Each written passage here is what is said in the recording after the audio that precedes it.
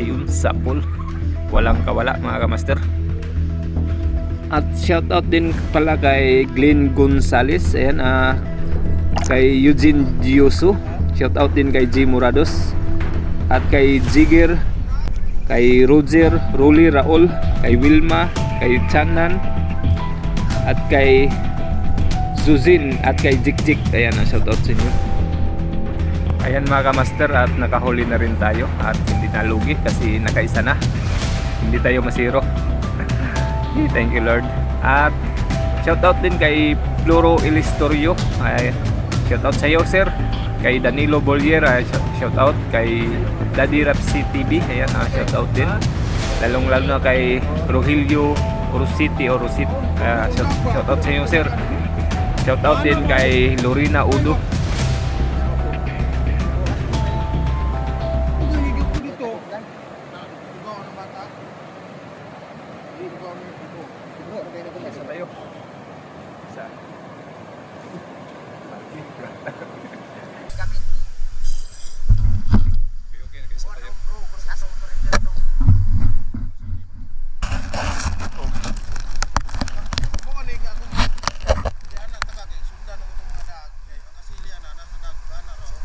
At dito mga kamaster, nakakita tayong isdang dalapakan or dapingan or pakpakan, ayan, at iba-ibang tawag, no?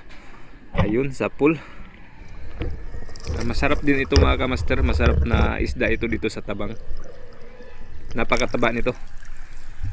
At dito mga kamaster ay grabe, namangha ako dito kasi malakas yung agos at ito paikot-ikot yung mga bato sa gilid ng pan, sa gilid yung agos, tapos parang nagbilo.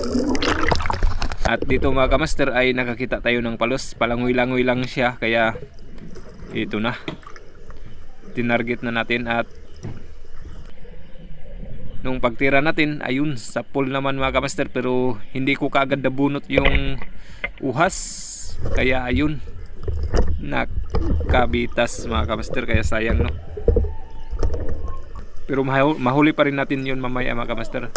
At nung hinahanap ko yung palos mga kamaster, at ito naman yung nakita ko. Iba ito kanina mga kamaster, nasa lumot. Kaya nung pagtira, ayun, sa pool. Kaya dali-dali kong binunot itong uhas para